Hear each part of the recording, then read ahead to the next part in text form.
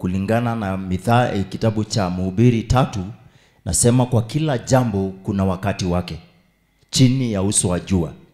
Ninaamini ya kwamba tuko katika msimu uliobarikiwa.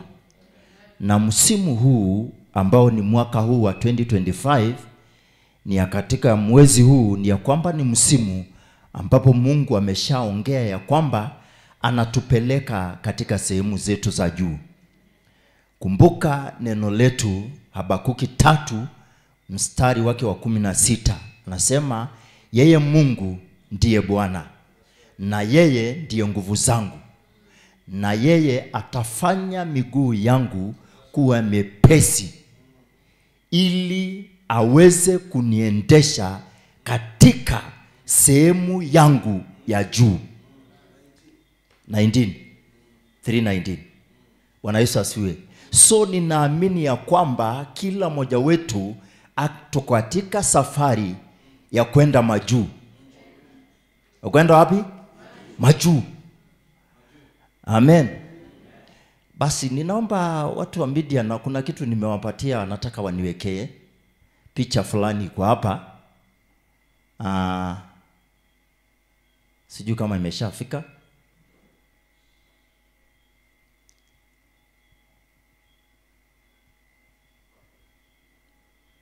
Sijui kama wameweka hiyo picha. Imefika? Kuna kitu nataka tuone, kwa sababu kuna safari ambayo Mungu ametuwekea ili tukaeze kwenda katika sehemu za juu. Ni wangapi wanatamani kwenda mahali pa juu? Bwana Yesu asifiwe. Na naamini ya kwamba Mungu yuko hapa katikati yetu ili atuelekeze katika njia ya kwenda juu. Unajua hii sio kitu ambayo utafunga tu macho na ukifungua umejikuta juu. Kuna gharama ya kulipia. Kuna safari ambayo lazima uanze ndio itakufikisha mahali pako. So Habakuki anaposema ya kwamba Mungu ndiye Bwana na yeye ndiye nguvu yangu, wakati wa kuenenda katika mahali pako pa juu, lazima ujue huyo ambaye yeye ndiye atakaye kuendesha, yeye atakaye kuongoza, yeye ni nani kwako. Maana saa ingine tunaweza kaa kana kwamba tusifahamu huyu Mungu ambaye anasema sehemu ya juu ni yetu. Huenda saa ingine hatuelewi, hatuna ufunuo, hatuna ufahamu, hatuna picha. Na ndio maana wengi wetu tunaishia kupotea katika njia ya kwenda juu. Lakini ninaomba kwa neema ya Mungu usipotee katikati. Ninaomba usipotee hiyo safari ambayo umeanza. Ninaomba destination yako ufike mahali pako. Bwana Yesu asifiwe. So katika mambo ambayo tulizungumzia jana, mambo yaliyoamriwa, nataka leo tuingie tupate picha fulani. Huyu anayeamuru majira yetu na msimu wetu ni nani kwetu, kwa maisha yako? Habakuki anasema Bwana Mungu ndiye Bwana wangu, na yeye ndiye nguvu zangu, yeye ndiye kila kitu,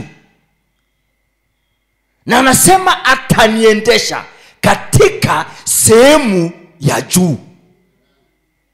Si ninaomba Mungu akusaidie na akuendeshe katika sehemu za juu. Tumeingia katika neno ambalo tumelisoma jioni ya leo, ya kwamba Yakobo kianzia chapter 28 verse 1 inaelezea safari ya Yakobo akienda sehemu yake ya juu. Maandiko nasema ilifika wakati, alifika umri, alihitaji mke. Na hiyo ni sehemu ya juu. Mimi sijui katika mahali unaenda ni nini unataka. Kwa sababu wewe sienda tu blindly. Kuna kile ambacho unaona, ama unafika majira unasema mimi mahali nimefika na tamani kwenda sehemu yangu ya juu. Na hiyo sehemu ya juu kuna sehemu iliyo yangu. Kuna parcel ambayo ni yangu. So maandiko inasema ya kwamba Yakobo akatoka Besheba kwenda Harani ama Padaramu, akiwa safari kuelekea. Tunasoma mahali pale alipata baraka kutoka kwa baba yake Isaka.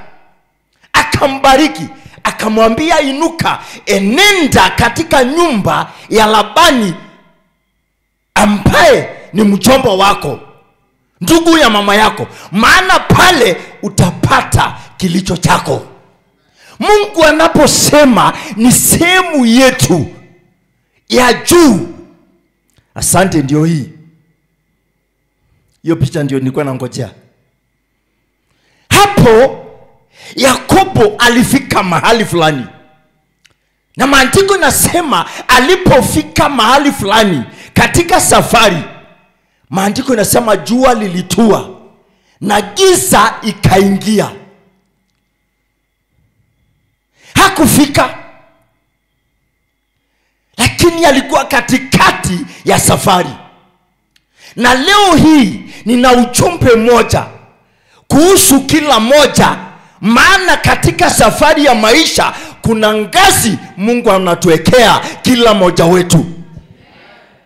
Maandiko nasema wakati Yakobo alipofika mahali fulani, jua limetua, akalala pale. Na maandiko nasema ngazi ikasimamishwa mbele yake, na ncha yake yafika duniani na ingine inafika mbinguni.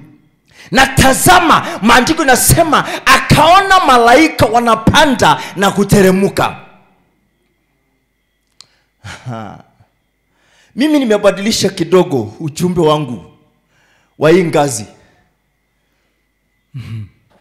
Bwana Yesu asiwe. Na naomba umakinike, kwa sababu maandiko nasema ile ngazi Yakobo aliona ilikuwa inagusa dunia na mbinguni, lakini ngazi hii inagusa Biblia ambayo ni neno, ambayo ni Mungu, ambayo itakufikisha mahali unataka. Bwana Yesu asiwe. Maana Mungu alinipa ufunuo kuhusu hii. Hapo tunaona mtu ambaye ako juu ya ngazi, na huyo mtu ako ready, ako tayari kupanda ile ngazi. Ameshika mkoba wake, inamaanisha amejitayarisha, yuko tayari kukwea na kupanda ile ngazi. Na pale chini kuna maneno inamtia moyo. Kuna maneno ambayo Mungu anazungumza, anamwambia jipe moyo, maana mahali unaenda utafika. Leo nimekuja kuambia mtu, hiyo safari umeanza, na kuambia bila shaka, bila wasiwasi utafika kilele. Bwana Yesu asifiwe. Lakini sikiza, nataka tupate picha hii kitu ambayo tupate kidogo. Wakati ambapo Yakobo alianza hii safari, alipata baraka ya baba yake. Lakini kuna yule aliyehitaji kwa safari ndiye afike, na sio mwingine, ni Mungu. Na leo hii nasikia umizo katika moyo wangu. Je, katika safari ambayo umeanza na unataka kwenda sehemu ya juu ambapo ni pako, uhusiano wako na Mungu uko namna gani? Relationship yako, fellowship yako, mapatano yako, agano lako na Mungu liko namna gani? Maana hiyo ndio itasababisha Mungu akushike mkono, maana mwenye ngazi ni yeye, na mwenye juu ya ngazi ni yeye. Sababu maandiko inasema, na nikaona malaika wakipanda na kuteremka kwa ngazi, na juu ya ngazi Bwana alikuwa amesimama.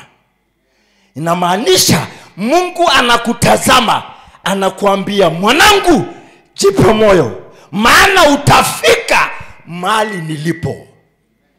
Ninaomba Mungu akupatie neema ya kumalizia kazi yako, ndiposa uweze kupokea sehemu yako ya juu. Lakini ni vyema ujiulize, kwa sababu kila wakati unapotaka kwenda mahali lazima utafute njia ya kufika huko. Ni kweli kila mmoja wetu yatamani kufika higher place, lakini watu wengi wanasherekea, wanashabikia. Mungu ninafurahi, saa ingine hata tuna celebrate kwa sababu tumesikia Mungu ameongea sehemu ya juu yako, ya maisha yako, ya kazi yako, ya ndoa yako, ya huduma yako iko, na tuna celebrate, tunafurahia. Lakini naomba Mungu atusaidie, maana unapotaka kwenda sehemu fulani lazima utafute njia. Ni nini means yake ya kukufikisha hapo ni nini? Naye nafikiria kwamba hiyo ndio Mungu anataka. Maana tayari Mungu ameshaongea, tayari Mungu ameshatamka, tayari Mungu ameshakuweka muhuri. Sehemu yako iko, na ameweka muhuri akasili, akasema final, mimi haibadilishwi. Nikisema umebarikiwa, umebarikiwa. Kisema umeinuliwa, umeinuliwa. Lakini lazima wewe na mimi tupate maono, ama macho yetu ifunguke, tuone ile njia Mungu atatuelekeza tufike hapo. Bwana Yesu asifiwe. Naamini kwa wale ambao wanaenda, maybe unatoka hapa ukielekea maybe Nairobi, unataka kwenda katika ofisi moja kuu. Kuna njia nyingi za kwenda Nairobi. Kuna njia mingi. Kuna 126, kuna 111. Kuna njia nyingi. Ukipata jam mahali, kuna njia mbadala. Ulisa watu wa matatu, na nafikiri tuko nao, ili ya kufikishe. Kuna njia. Na ninashukuru Mungu, maana leo hii tuko na kitu ambayo tunaita Google Map, ambayo ukitaka kwenda mahali, ile Google Map inakuonyesha njia fulani, Ngong Road, Magadi Road iko na jam. So utayari utapata wazo ya kwamba nikipita hapa nitakaa masaa 3 kwa jam kabla sijafika mahali nilikuwa nataka. Leo hii kwa neema ya Mungu tunaye Roho Mtakatifu ambaye ni wa Mungu. Yeye ndiye mshauri wetu, na yeye ndiye mwelekezi ambaye anatuelekeza mahali fulani ili usikwame njiani. Bwana Yesu asifiwe. So siku ya leo nataka kukuambia, nataka kukuibia siri, njia mbadala. Na hiyo ndio nasema, wakati Mungu alikuwa akinipatia hii neno nikiombea mkutano wiki iliyopita na wiki hii, ninasema ujumbe wa leo is one of the greatest messages. Na ninaomba Mungu aongeleshe moyo wako. Bwana Yesu asifiwe. Ni wangapi wanatamani kwenda majuu? Twende Genesis chapter 5. Genesis chapter 5. Mwanzo, manake Mwanzo mlango wa 5 mstari wake ni wa 22. Maandiko inasema Enoko akaenda pamoja na Mungu baada ya kumzaa Methusela miaka 300, akazaa wana wa kike na wa kiume. Siku zote za Enoko ni miaka 365. Enoko akaenda pamoja na Mungu, naye akatoweka, maana Mungu alimtwaa.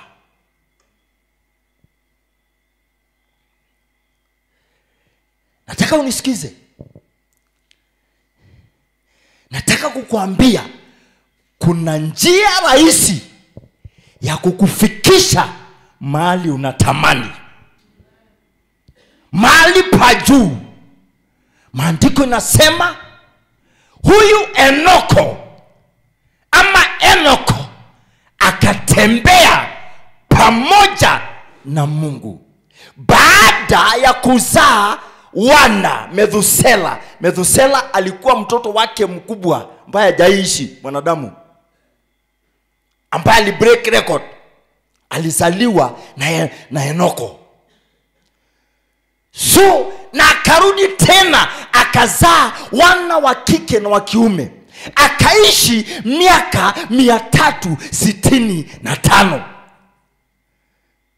Lakini licha ya kwamba aliweza kubreak record ya kuzaa mtu aliyeishi miaka mingi duniani na akazaa, Enoko alikuwa katika maisha ya kawaida. Lakini niliposoma hili neno mara nyingi na niweza, kwa sababu kile Enoko alikuwa analinda ni safari yake na Mungu, kutembea na Mungu, kuishi na Mungu, relationship na fellowship ya Mungu. Ni nini leo sisi tunalinda? Ni nini leo kanisa la leo tunaangalia? Licha ya kwamba Mungu amesema nitakubariki na hii na hii, je, tunarudi kusema licha ya kwamba nimepata hii, nataka kulinda mahusiano yangu ya Mungu, maana ndio itanipeleka sehemu ya juu. Maandiko nasema Enoko alitembea pamoja na Mungu na mwishowe akatoweka, manake alienda to the higher place. Na nini ilisaidia? Mungu ilifika masaa, ilifika majira, anakasema huyu mtumishi wangu, huyu mwanangu ametembea nami ya kutosha, ameandamana nami, tumeingiana, tumeelewana, na sasa hii maisha ya chini sio sehemu yake, ni sehemu ya juu. Na ndio maana maandiko yanasema Mungu akamchukua akaweka maisha ya juu. Ijapo Enoko alitoweka, hakuonekana tena duniani, imaanisha kwamba hata wewe utatoweka. Lakini nataka kukuambia mtu wa Mungu, ukitaka kwenda sehemu ya juu, nataka kukuambia ya kwamba tembea pamoja na Mungu. Uhusiano wako, relationship, fellowship yako na Mungu iko aje?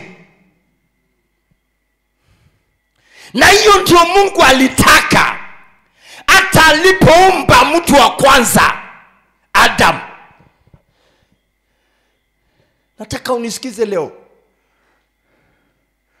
Madhumuni na makusudio ya Mungu wakati alipoumba Adam na Hawa, alimpatia shamba ambalo limejaa kila kitu, limejaa matunda, limejaa mimea. lilijaa kila kitu.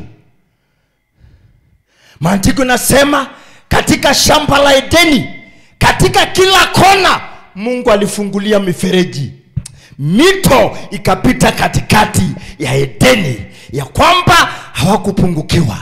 Lakini Mungu sio Mungu wa kuangalia ile shamba. Kile yeye alikuwa anaangalia, alikuwa anamwambia Adam, jioni na asubuhi nimefika hapa, iko wapi? Alitaka kuona uhusiano wake na yeye uko namna gani. Lakini shetani alimuhadaa watu wa kwanza. Nisikize leo hii, wewe mwana wa Mungu unayetamani kwenda sehemu ya juu. Mungu anasema kila mara nikisoma hii maandiko, nataka leo kuambia kanisa, remove your eyes from the blessings, look the blesser. Angalia anayebariki. Toa macho yako kwa ile baraka. Mungu alikuwa anaongea moyo wangu, watu wangu wanataka kwenda kwa juu, lakini hawashikamani na mimi. Waelewe mawazo yangu, waelewe nia yangu, waelewe tabia yangu.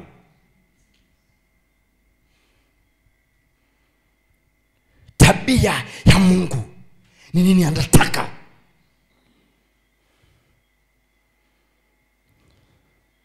So unaona, shetani aliwadanganya Adam na Hawa.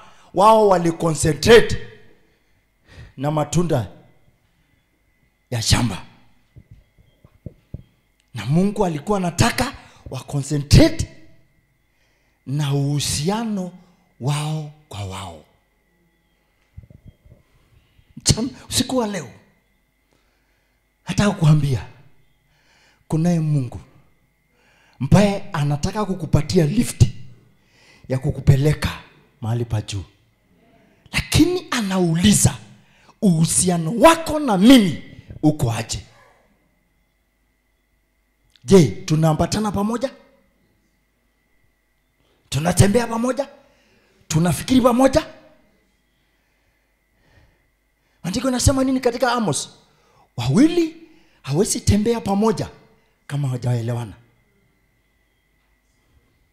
Mungu anataka tutembee pamoja na yeye, ndio tumuelewe fikira zake, ndio tumuelewe mapenzi yake, makusudio yake, malengo yake, na mahali anatupeleka.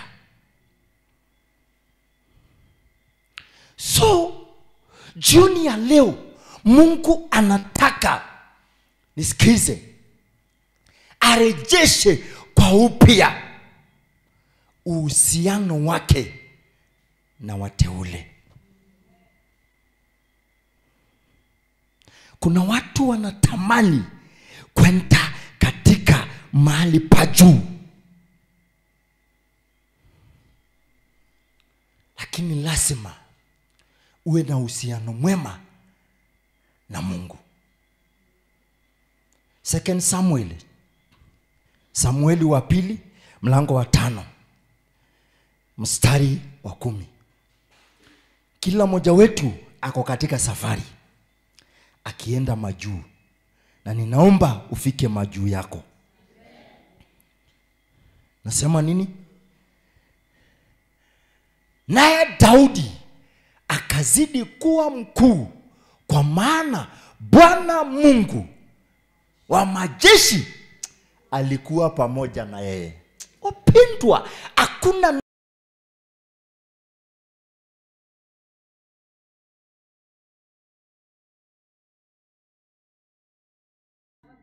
wacha nikwambie, hiyo sio maisha yako. Mnapotembea na Mungu, anasema greatness is your portion. Ukuu, ofisi ya juu ni yako. Lakini kumbuka, naye Daudi akazidi kuwa mkuu, kwa maana Bwana Mungu wa majeshi alikuwa na yeye. Walikuwa na yeye wapi? Sikia akisema pale katika Psalms 37 akisema, mimi nilikuwa kijana na leo niko mzee, na sijawahi ona mwenye haki ametupwa na Mungu ama uzao wake kiombaomba. Ni kwa sababu gani? Alijua siri katika ujana wake, alitembea na Mungu. Wapendwa, leo nimekuja na ujumbe, thubutu kutembea na Mungu, thubutu kukaa na Mungu. Wacha nikuambie, Mungu itafika saa atakunyenyua. Na ninaomba ujumbe wa mwezi huu ukunyenyue, maana yeye ndiye atakaye kuendesha mpaka sehemu yako ya juu. Kumbuka neno la Habakuki. Yeye ndiye atakuendesha, sio wewe utajiendesha. So maandiko inaposema ya kwamba yeye ndiye atakuendesha sehemu ya juu, wapendwa, wakati ambapo wewe ndio unabebwa, you must cooperate. Wacha kierere, wacha ujuaji. Nataka kukuongoza, nataka kukuongoza njia ya kwenda juu. Sehemu ya juu ni sehemu yako. Nasema sehemu ya juu ni sehemu yako. Naye Daudi akazidi kuwa mkuu. Kwa sababu gani? Walikuwa na uhusiano mwema na Mungu. Nataka nikutembeze kidogo. Hebu twende Matendo ya Mitume 13 mstari wa 22 na 23. Mambo ya Matendo ya Mitume 13 mstari wa 22.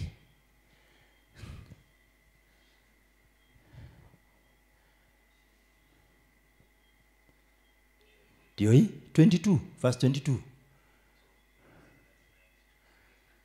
Tusome 22. Nasemaje?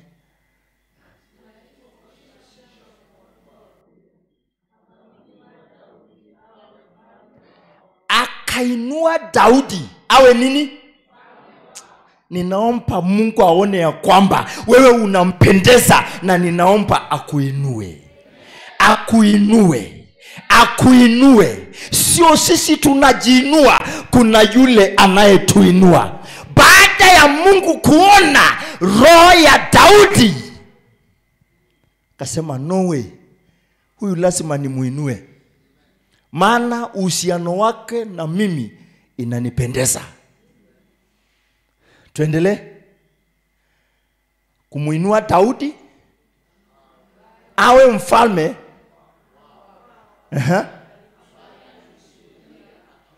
Ampae, wacha hapo, alimshuhudia.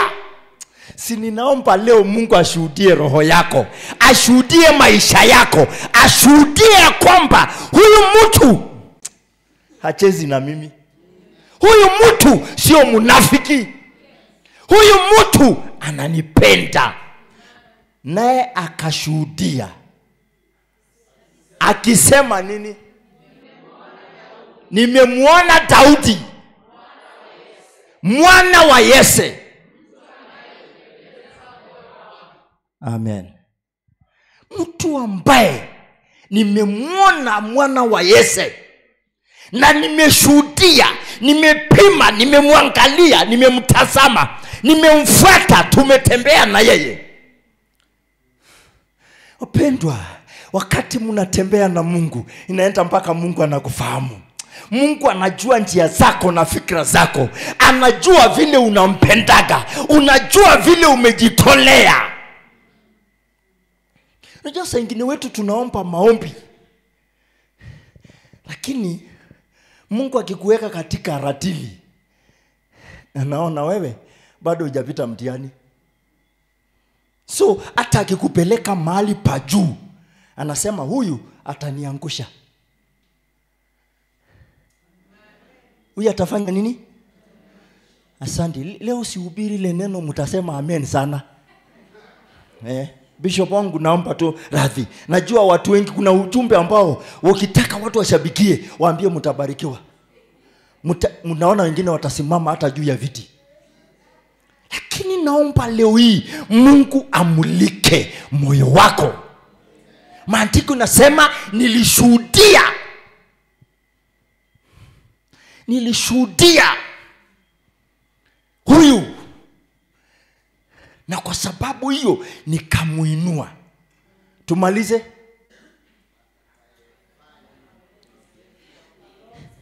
Anayefanya nini? Nimechunguza, nimemfuata, nimemwangalia, hata nikimbariki, hata nikimuinua, bado anasema Mungu ninakufuata, bado ninakutafuta, hata nikimpatia ufalme. Na ndio maandiko inasema ya kwamba Daudi licha ya kwamba alikuwa mfalme, lakini moyo wake ulikuwa unasema nilifurahi na kile ninatamani ni kukaa katika nyumba ya Bwana, nitafakari nijue uzuri wako. Mungu aliangalia moyo wake.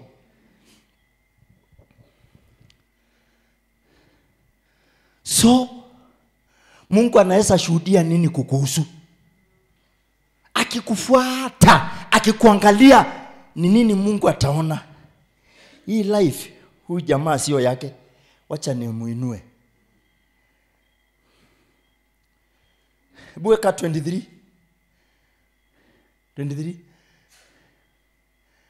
Katika uzao wake wote, mtu huyu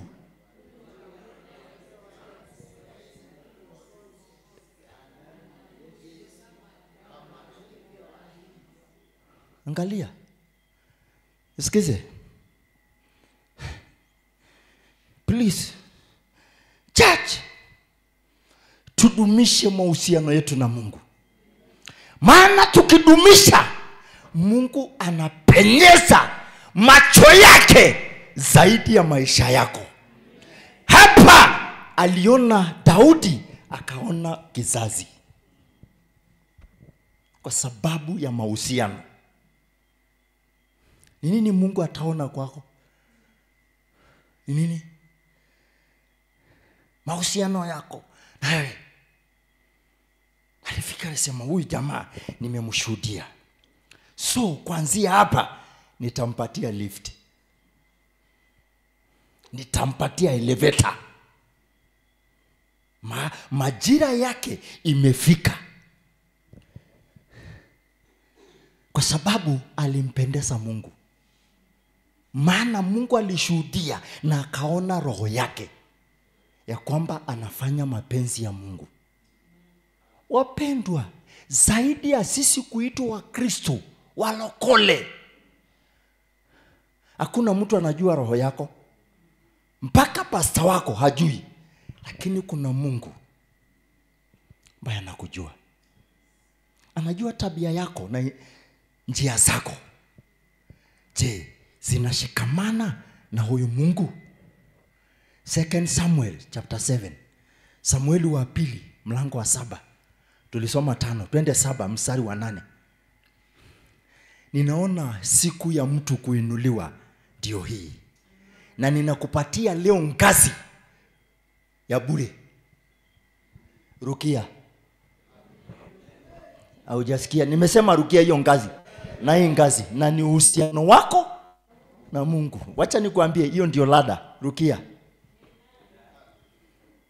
Mwambie nasema nini? Basi sasa mwambieni mtumishi wangu Daudi maneno haya. Bwana wa majeshi asema hivi, nalikutoa katika zizi la kondoo, katika kuandama kondoo, ili uwe mkuu juu ya watu wangu. Angalia, bado Mungu anafuatilia jamaa. Maana alijua roho yake, alijua uhusiano wake na yeye. Wapendwa, nataka kuambia hii inawapatia bure. Rukia hiyo ngazi. itakufikisha. Huyu jamaa kufika ama kufika? Simuongee. Alifika hakufika? Na alipatikana wapi? Zizini. Mimi sijui uko kwa ofisi gani, lakini Daudi Mungu alimpata kwa mazizi. Alimkuta kwa ofisi. Binja tu. Bishop wangu anaelewa hiyo. Tulipiga binja. Kuna siku tulinyeshewa na yeye tukichunga ng'ombe. Mam, kabla hujafika. Tulipiga binja, kulikuwa na kiangazi hapa mlimani. Siku moja. Wapendwa, kuna mambo mnaona sahi, wengine wenyu mnashabikia, lakini hamjui historia. Hamjui safari. Watu wametembea na wakajipeana kwa Mungu. Tulienda kuchunga ng'ombe pale forest. Na ng'ombe wakikula majani, sisi tukaingia pale kwa ile misitu kuomba. Tukaomba. Ilipofika kafikiri saa 9, mvua ilinyesha ile ajabu. Mimi naomba leo hii thubutu kutembea na Mungu. I dare you. Nisikize. Thubutu. Mungu sio binadamu. Na Mungu sio baba yako wala mama yako wala kazini yako. Mungu anaangalia. Unajua kama ni kazi, kama ni baba, atakupendelea. Angalau hata kama umekosea, wewe wacha tu nimsukume, maana huyu ni mtoto wangu. Mungu sio hivyo. Mungu anaangalia moyo. Basi mwambieni Daudi mtumishi wangu, ambaye alikuwa akichunga kondoo, na majira yaliyoamriwa ilipofika, Mungu akasema wacha sasa atoke kwa kondoo. Nataka kumpatia ofisi ya juu. Wapendwa, kuna ofisi ya juu inakungojea, lakini Mungu anafuatilia uhusiano wake na wewe. Verse 8, verse 9. Verse 9. You need verse 9. Nasemaje? Verse 9. Nami nimekuwa pamoja nawe. Wapendwa, kwa hii safari ya imani, kwa hii mahusiano yetu na Mungu, kuna yule ambaye ako pamoja na sisi. Just walking, anasema nimekuwa pamoja naye kila safari. Wapendwa, maisha yako Mungu anakuandama. Munafuatana na Mungu.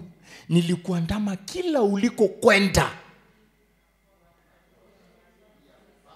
Na nikafanya nini? Nikahakikisha nilipotembea na wewe, nilihakikisha kuna highway. Hallelujah. Nilihakikisha mimi ni traffic. Na Yesu asimamisha vitu vyote mkono huu na mkono huu ndio wewe upite. Wapendwa, Mungu anangojea majira ambayo utatembea vizuri, utampendeza, atahakikisha amesimamisha kila kitu. Anasema huyu nilimjua, nilishuhudia vile ananipenda, na maadui nikaondoa kwa njia. Ni wangapi wanajua kuna maadui kwa njia? Kuna maadui kwa njia? Wacha kutumia nguvu kuwakemea. Kuna yule atakemea, kuna yule ataondoa.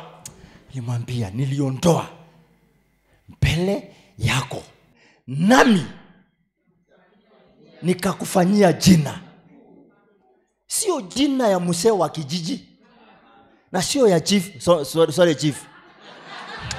Kumbe uko hapa. Amen. Sio jina ya MP, sio jina ya governor, hata sio ya president. Si president akona term limit. Lakini wakati Mungu alimtengenezea aliyempenda njia, alimtengenezea jina. Si ninaomba wiki hii Mungu akutengenezee jina. Nasema Mungu akutengenezee jina, lakini lazima Mungu amulike roho yako. So wacha kung'eng'ana. Kuna yule anayetengeneza njia na kutengeneza jina. Leo hii watu wengi wanang'eng'ana kutengeneza majina yao.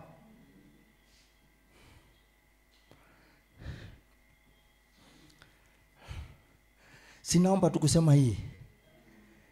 Naomba radhi bishop wangu.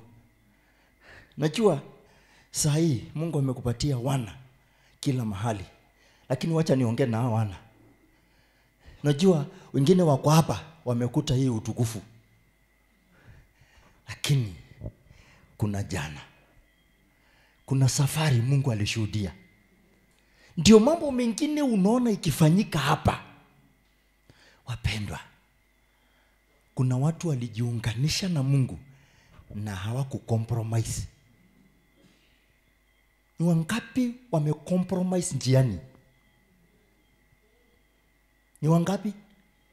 Wakati Mungu ako tayari kuwainua, lakini wakacompromise, wakajichanganya.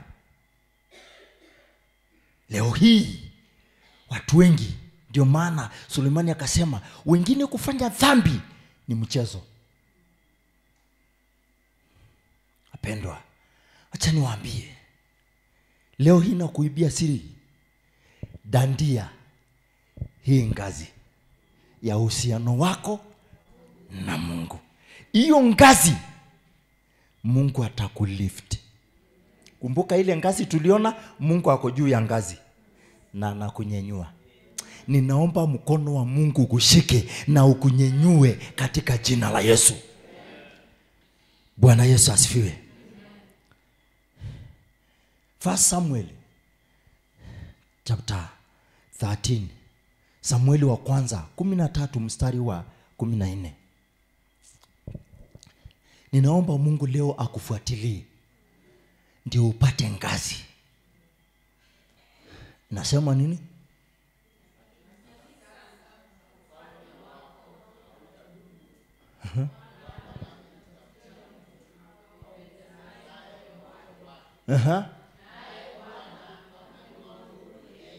Naye Bwana amemwamuru yeye.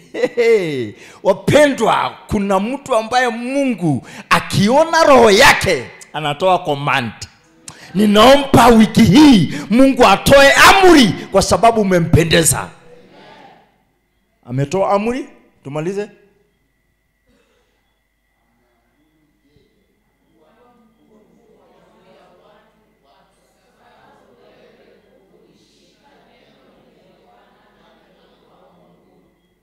Amen.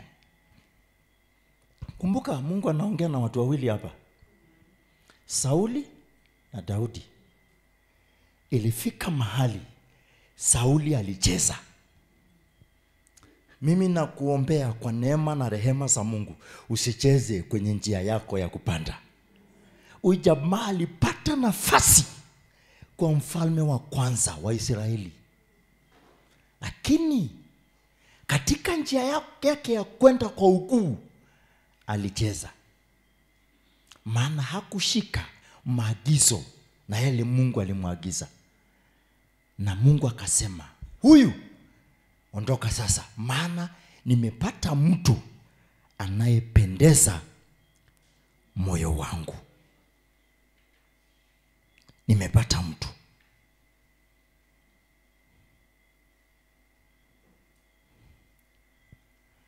Bwana Yesu asifiwe. Nimepata mtu. Nimepata mtu. Nimepata mtu. Wapendwa,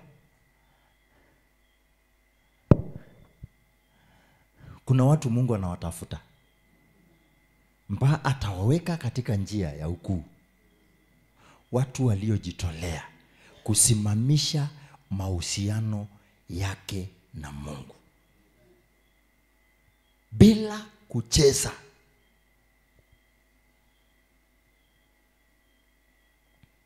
Huyu jamaa alikuwa serious. Mpaka Mungu akasema huyu sina budi.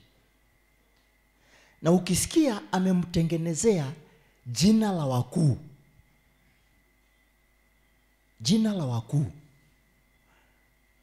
Daudi alitawala miaka ngapi Israeli? Wale wanajua? Miaka 40. Sio hii yetu 10 na sio 5 ambao unasumbuliwa tena. Watu wanakuweka katika mizani. Lakini kumbe kuna Mungu aliyeweka jamaa kwenye mizani. Akampatia aishi, aongoze Israeli miaka 40. Na baadaye, baada ya kumaliza, maandiko inazungumza Daudi akashiba siku, miaka na heshima na utajiri. Akashiba, alifika kilele kwamba ameshiba, kwa sababu walitembea na Mungu.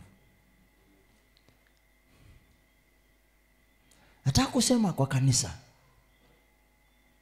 ni nini leo hii tunazingatia sana? Ni nini? Naomba tuzingatie mahusiano yetu na Mungu. Ndio itatupeleka mbali. Ndio itatupeleka mbali, sio hapa miaka ambayo sisi hata tuoni. Kwa sababu alitembea na Mungu. Psalms 91 verse 14. Zaburi 91 mstari wa 14.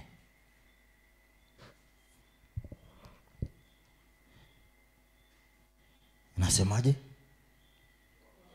Kwa kuwa amekaza kunipenda, nitamuokoa na kumweka ate chini. Wapi? Ni wangapi wanataka mahali pao pa juu? Angalia, kwa sababu amekaza kunipenda, hajasukumiwa. Ukisoma hii neno amekaza, inamuonyesha kuna mambo inambana. Nafikiri mwalimu anaelewa hiyo Kiswahili. Kuna mambo imembana, kuna mambo inamsukuma, lakini katikati ya hiyo hali anajipenyeza, anajilazimu kumpenda Mungu. Na Mungu alipoona hiyo upendo, akasema huyu nitamweka mahali pa juu. Ninaomba Mungu akushuhudie moyo wako na akuweke sehemu yako ya juu. Kwa sababu gani? Unampenda, na kwa kuwa anajua jina langu. Wapendwa, sehemu ya juu ni sehemu yako, lakini Mungu anaangalia roho yako. Kumbuka huyu ni Daudi. Huyu ni Daudi.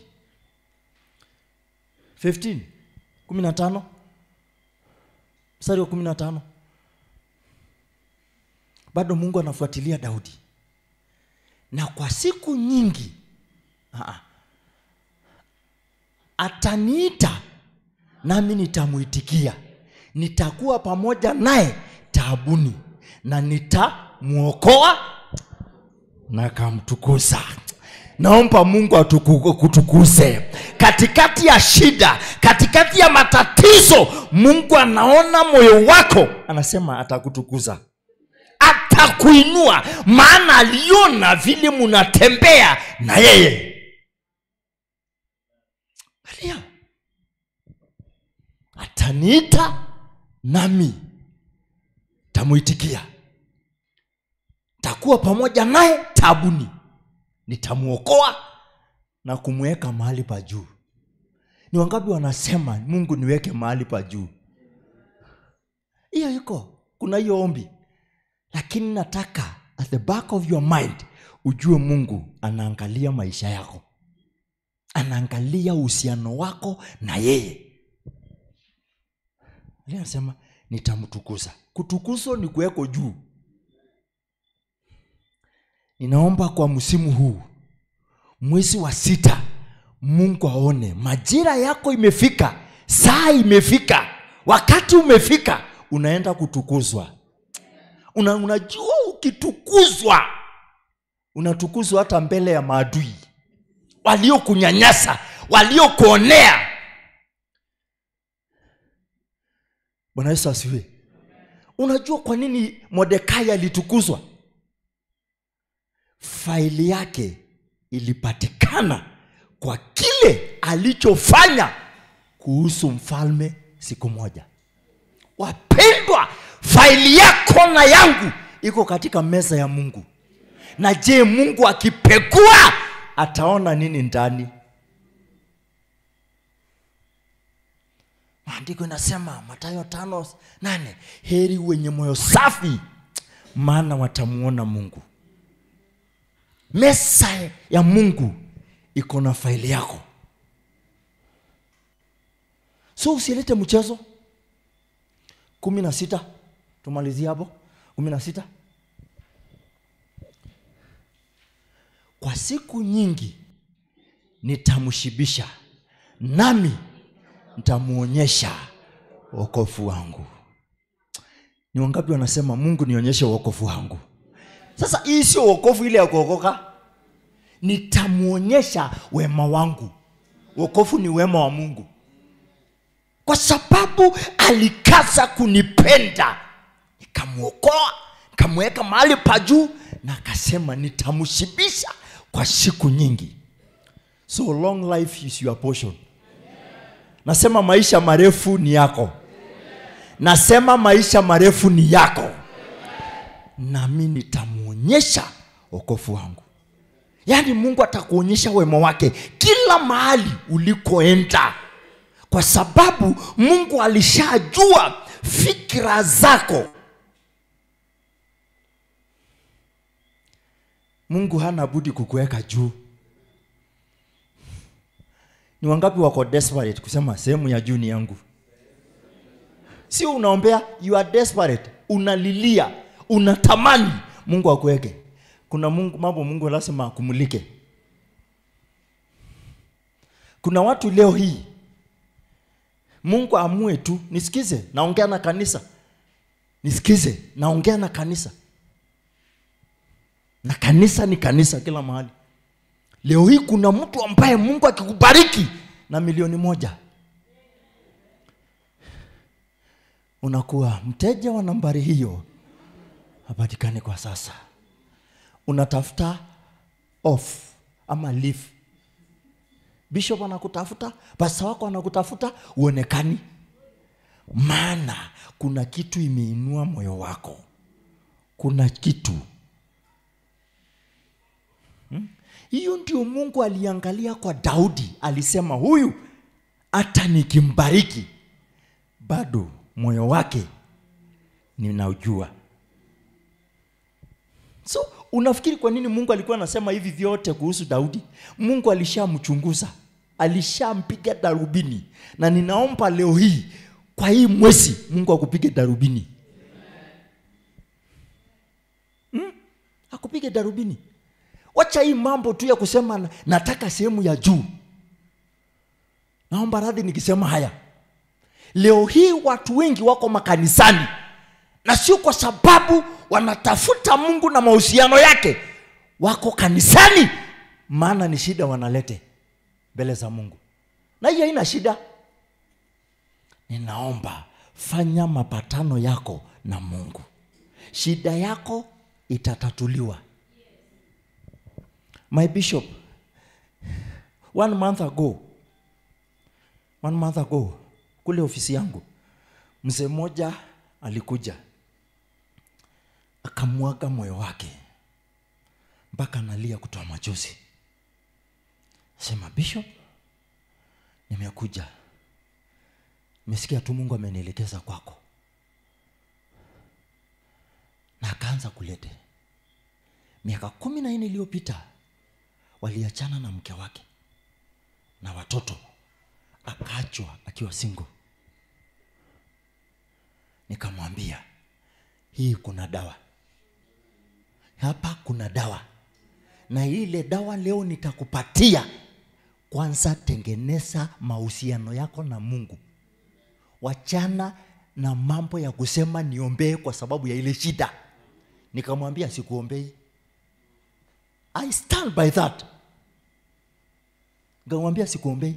Hapa ukitengeneza roho yako na Mungu, Mungu atashughulikia mengine.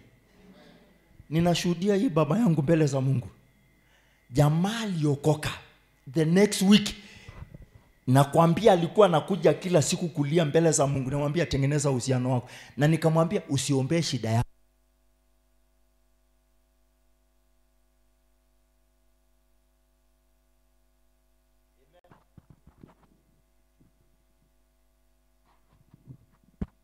Amen. Usiombee shida, ombea maisha yako ipone. Wewe kwanza upone, ndio mambo ingine ifuate. Bishop, nakwambia, my presiding bishop, after 8 days jamaa alirudi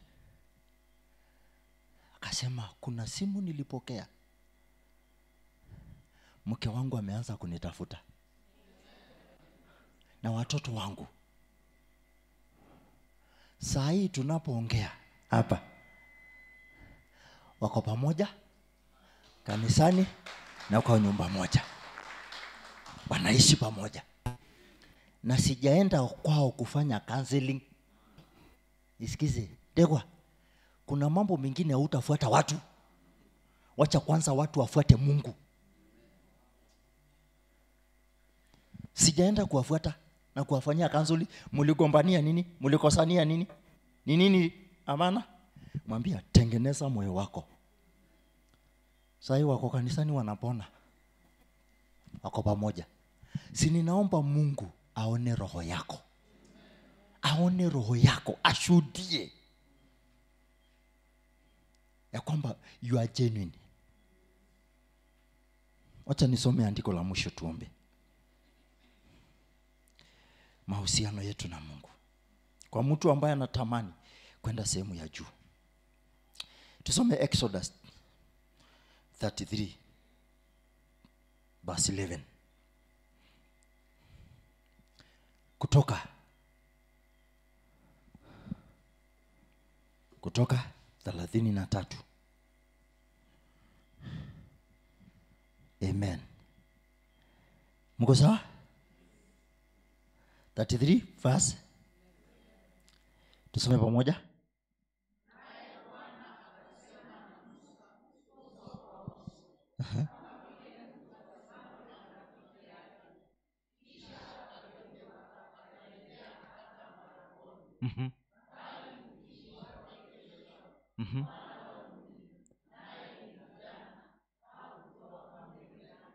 Kumi na mbili.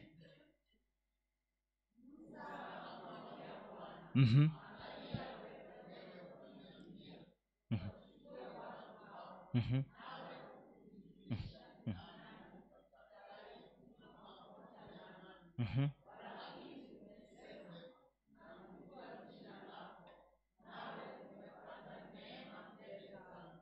13.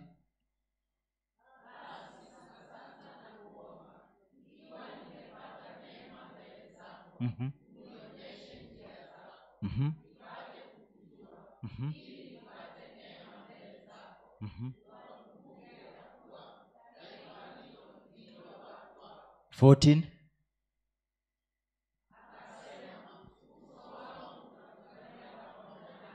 Mm-hmm. Nami nitakupa nini? Sehemu yetu ya juu iko na raha. Nasema sehemu yetu ya juu iko na raha, iko na starehe. Lakini angalia hapa kidogo tu unaposimama hapo. Ilikuwa safari ya mahusiano. Jamaa Musa akaanza mahusiano, mazungumzo. Wanabishana na Mungu. Iko hivi na hivi. Mungu ameniambia niende na nani? Si uniambie, siende peke yangu, atuendi popote. Walitembea kwa Mungu mpaka Mungu alipoanza kuleta hoja zake kwa Mungu. Wakati alimwambia Mungu, kama nimepata neema, kibali mbele zako, naomba Mungu nifanyie jambo. Ilifika mahali Mungu akasema, uso wangu utakwenda pamoja nawe, nami nitakupa raha. Sio ni sehemu ya juu? Ni wangapi anasema Mungu nipeleke sehemu ya juu? Kwa sababu gani? Ya mahusiano. 15 15 naye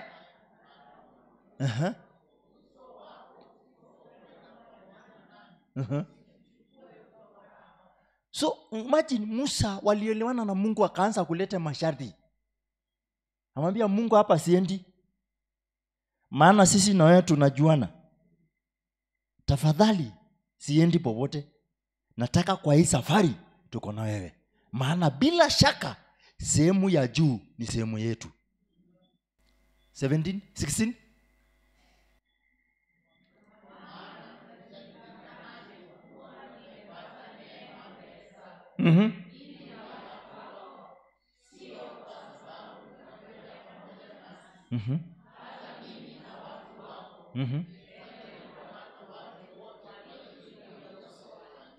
Sasa sikiza wapendwa, tunapotembea na Mungu kuna saa mpaka laini itachorwa. Fika mahali akamwambia Mungu, sasa itabainikaje? Tutatofautishwaje?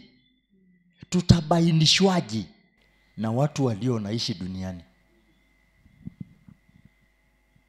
Itafika mahali mpaka Mungu tuwekee laini, ndio ibainike sisi ni watu wako na hawa ni watu wengine. Na ni kwa sababu gani? Alitembea pamoja na Mungu. 17.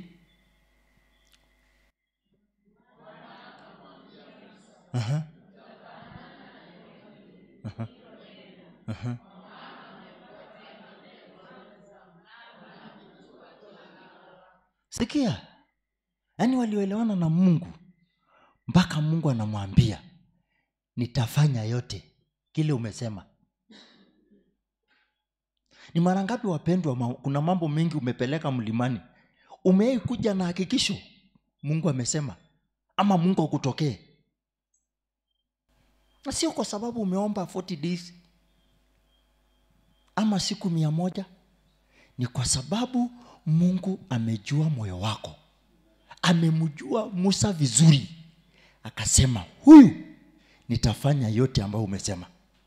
Ninaomba kwa jina la Yesu, kwa hii majira ya kuinuliwa, kila mmoja wetu ako na sehemu yake anatamani aende. Mimi sijui umemwambia Mungu mimi nataka kufika mahali. Unajua tunaposema sehemu yetu ya juu, kuna mtu anasema nataka kwenda juu kujenga nyumba, nataka kwenda juu kupata kazi, nataka kwenda juu kuendesha gari, nataka kwenda juu kwa kitu fulani.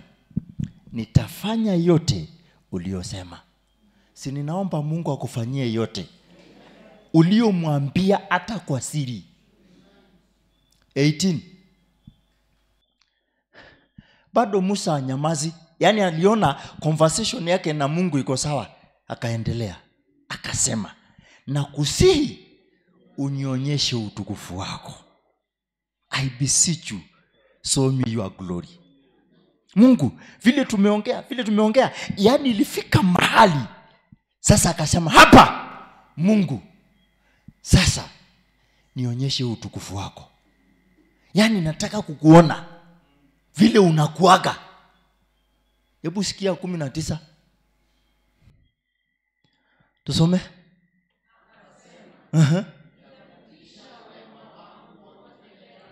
Sikiza.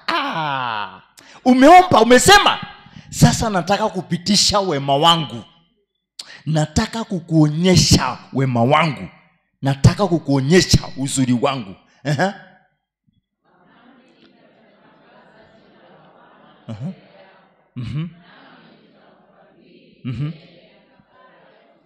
Nitakufadhili. Sasa angalia, hii ni promises yote ya Mungu kwa Musa, kwa sababu alishajua roho yake. Wapendwa, tusipuuzie relationship yetu na fellowship na Mungu. 20.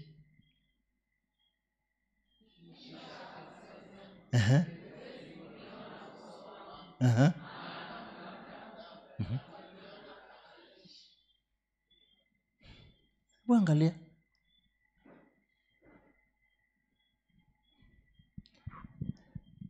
Yeye Musa alifika mahali alitaka kumwambia Mungu, sasa sitaki kuona mambo mengine, nataka kukuona wewe. Umefika mahali mpendwa, unasema Mungu, kwa hii usitumane. Kuja mwenyewe, na Mungu ako na njia ya kukuonyesha wema wake. Si ninaomba tufike hapa kwa sababu uhusiano wetu na ushirika wetu na Mungu iko thabiti. Naomba tusimame. Muda unanipa kisogo. Usiku wa leo ninaomba uchunguze moyo wako. Piga darubini moyo wako. Mahusiano yangu na Mungu iko aje? Kwa hiyo safari unataka kwenda majuu, sehemu ya juu. Wakati ambapo Yakobo alitaka kwenda majuu kupata mke, njiani ndio Mungu alijitokeza kuonyesha niko na wewe. Hauendi peke yako. Na ndio maana licha ya kwamba Mungu alimtokea usiku huo, maandiko nasema hata alipofika kwa mjomba wake miaka 20 aliyokuwa huko, Mungu alikuwa na yeye. Licha ya kwamba alienda akateswa na akanyanyaswa, kunyang'anywa haki yake, lakini huyu Mungu alikuwa na yeye. Ninaomba kwa neema ya Mungu leo msimwambie Mungu, Bwana nisaidie nitembee na wewe niweze kufika mahali pa juu. Inua mikono yako mbele za Bwana. Omba tu hilo ombi. Mwambie Mungu, sioni ya leo ninapoenda kupumzika, ninapoenda kulala, ninapoenda kutafakari mahali unanipeleka sehemu ya juu, nisaidie Bwana nisiache mahusiano yangu na wewe, maana ndio itakayonipeleka sehemu ya juu katika jina la Yesu. Omba mbele za Mungu, mwambie Bwana, fanya maagano, covenant yangu na wewe iwe imara katika jina la Yesu. Nisaidie Bwana, ukaniongoze katika hii safari, nisiende peke yangu, nitembee na wewe, nishike maagizo yako. Uangalie moyo wangu, uangalie njia yangu, uangalie tabia yangu, uangalie menendo yangu, uangalie vile ninavyokaa.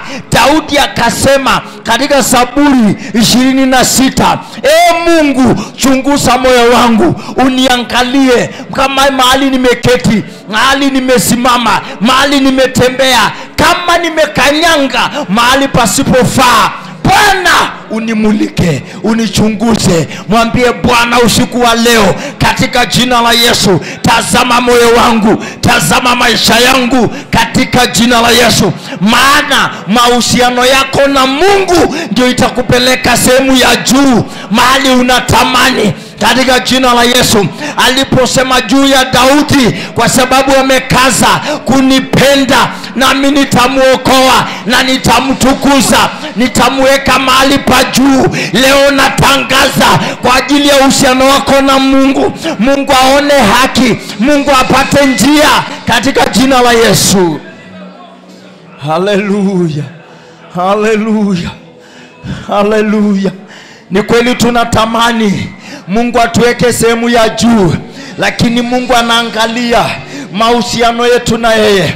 Hata alipomuita Abrahamu baba wetu wa imani, alikaa kumwangalia licha ya kwamba alikuwa na ahadi. Lakini Genesis 17 mstari wa kwanza na kuendelea, Mungu akamwambia Abrahamu, tembea mbele yangu kwa uaminifu. Ninaomba kwa jina la Yesu, kwa neema ya Mungu, tembea kwa uaminifu, tembea kwa njia za Mungu, tembea kwa ushirika na Mungu, na bila shaka mwisho utajikuta mahali pa juu katika jina la Yesu. Asante Bwana, asante Mungu wangu. Baba ninakushukuru, Baba ninasema asante. Asante Bwana kwa sababu wewe ni Mungu. Amen. Thank you, Lord Jesus. Thank you, Lord Jesus. That hand that picked men from down, may the Lord pick you from down. May the Lord exalt you according to 1 Samuel 2:8. He raises the poor from the dust. He raises men from dunghills, and he makes them sit in the same table with the nobles of the earth. May that hand touch you. I say again, whatever level you are, may that hand touch you. Isaiah gave, may that hand touch you. May that hand touch you. In the name of Jesus. You have struggled for long, but there is a hand coming down. Kuna mkono inashuka kukupiki. Kuna mkono itakuchukua.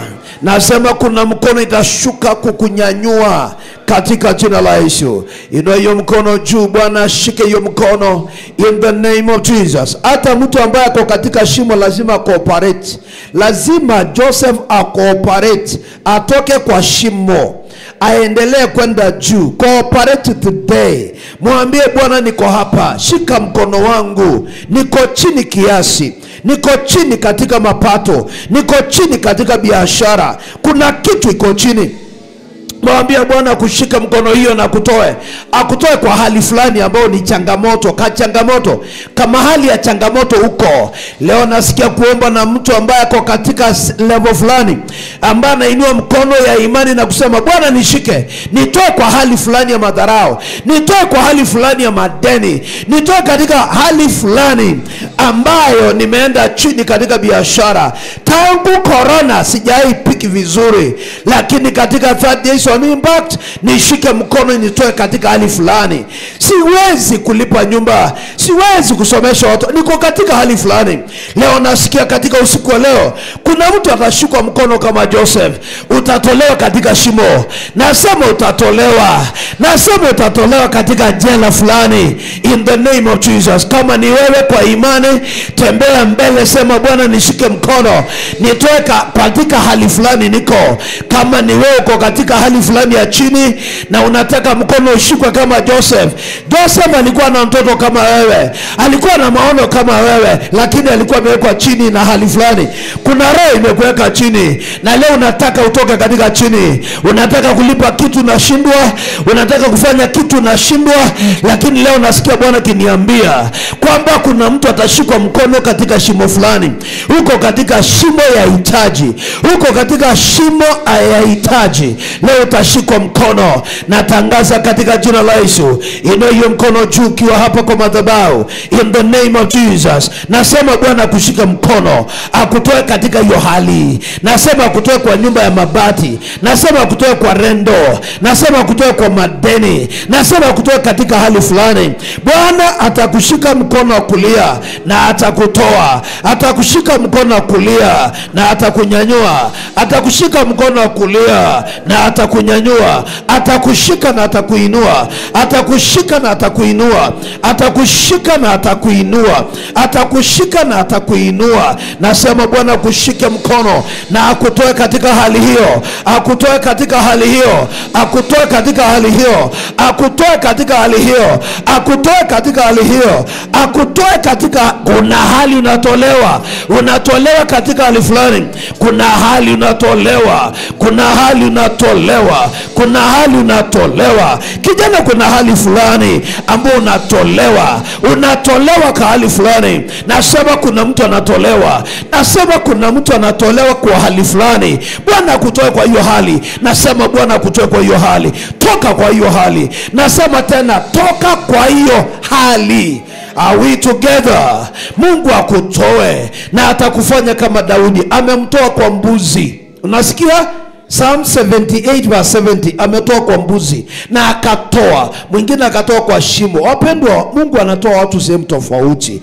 Nasema hiyo mkono ushikwe, utolewe katika changamoto ya familia, katika changamoto ya kazi ya mikono. Nasema utolewe, uwekwe katika mahali paraha. Am I talking? Mahali pa wapi? Paraha. Kwa English inaitwa rest. Am I talking? English inaitwa rest. Raha. Naona sasa, he chose David. He took him from. There is a place God must take you from. Joseph ametolewa kwa shimo, huyu kwa mbuzi. Am I talking? Am I talking? Nani anaamini atatolewa? Sema nitatolewa. Sema nitatolewa. Hata kwa level ya scarcity, hauna ya kutosha. Am I talking? Ni hand to mouth. Nasema Mungu akutoe katika hand to mouth, akuweke level ya profit ya kusave. Am I talking to somebody here? Mungu akutoe katika hand to what? Hand to mouth. Akutoe kwa hand to mouth, akuweke katika level na save. Naona sasa kitu kama hiyo.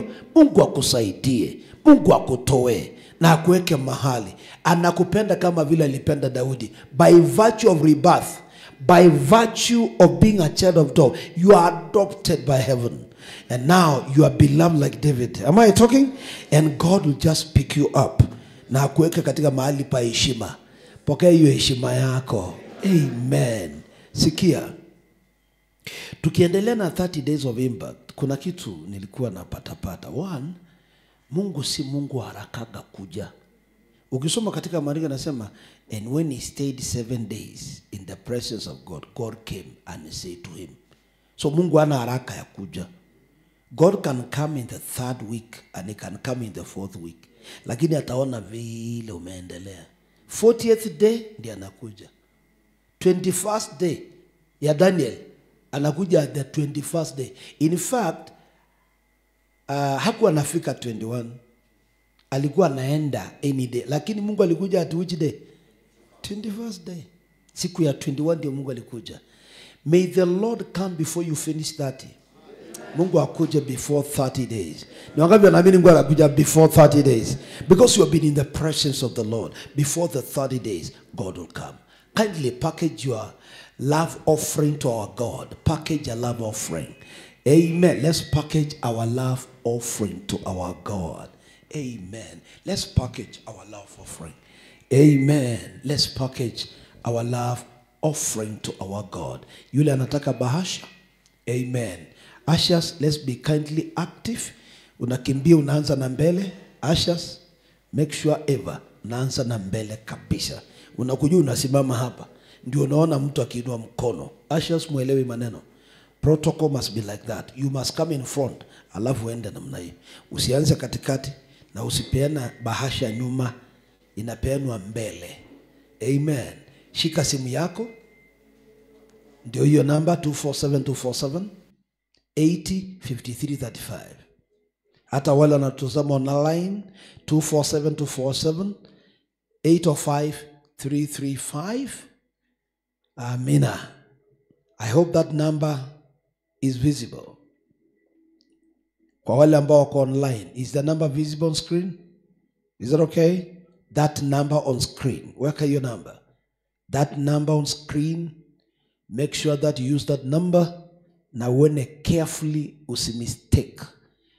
247247. Hiyo ni paybill number 805335. Amen. Lift it up. Baba, katika jina la Yesu, bariki watumishi wako, bariki watu wako wanapokutolea kwa upendo na kwa generosity. Naomba Mungu wetu utubariki. Naomba chochote tunahitaji, hii mbegu itulipue kama Abraham. Abraham alitoa mbegu na hiyo mbegu ilimlipua juu. Naomba hawa watumishi wako wanapokutolea mbegu waweke juu kama Abraham. Thank you, our Father. In Jesus' name I pray. Amen. Cast your offering with joy in Jesus' precious name. Let the keyboard sound. Amen. Amen. Glory to God.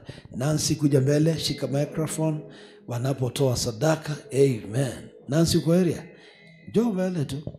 Or somebody else. Hallelujah. Amen. Tunatakaga when you're giving offering, somebody anakuwa na microphone. Amen. Amen. Glory to God. Hallelujah.